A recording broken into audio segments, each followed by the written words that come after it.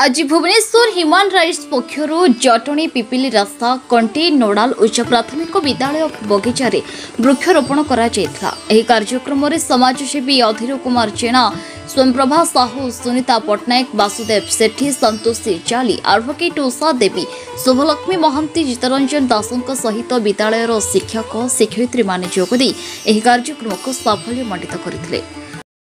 Madam आज युवपीढ़ी को कौन मेसेज देवे परिवेश मु युवपीढ़ी को कहवाक चाहूँगी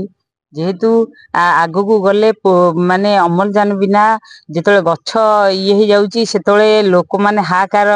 परिस्थिति सृष्टि है बर्तमान पृथ्वी ध्वंस होगापी जाऊँगी तेणु आगामी युवपीढ़ी की मुझे सचेतन करने चाहूँगी जे आगामी दिन में से निज तरफ निजे चेष्टा करूँ गोटे गछ अंत गोटे गोटे गछ जदि से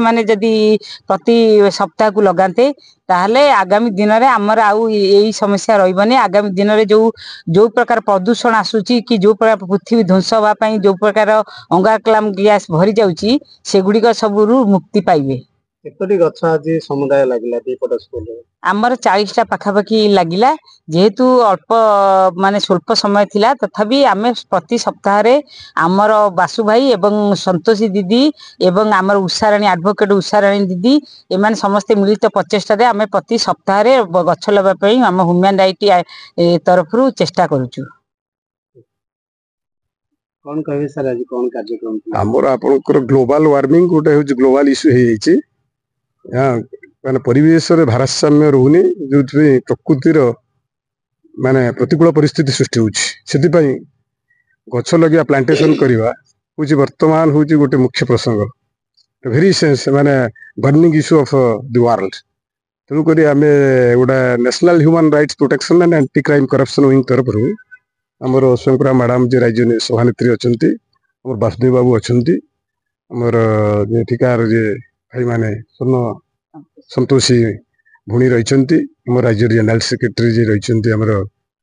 सुनीता पट्टनायक महोदया आमर उषाराणी एडवोकेट उषाराणी रवींद्र बाबू समस्त को नहीं ये गोटे आमर दीटा स्कूल जोटा आमर कंटीन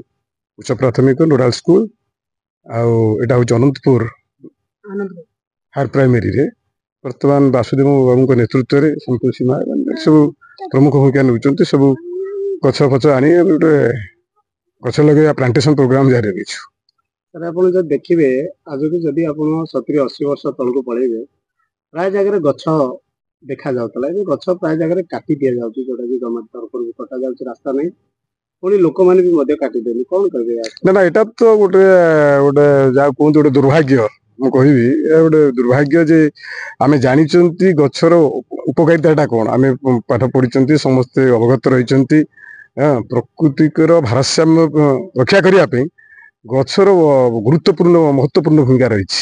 कारण ये जो आमर अंगारकाम्ल गैस बर्तमान वृद्धि पाँच अम्लजान ह्रास पाँच विभिन्न प्रकार रोग व्यापुची तेणुक परिवेश को सुस्थ एवं निरामय रखा हेले गछ ही एकमात्र माध्यम तेणु गछ को प्रत्येक मनीष गोटे गोटे गछ लगे उचित तेणु ये गछ लखा अभियान आम नेशनल ह्यूमन राइट्स आम स्वयंप्रभा मैडम नेतृत्व में आम सुनीता पट्टनायक नेतृत्व में आज जारी रखी। पुरी रमेश साहू रिपोर्ट न्यूज उपांत खबर।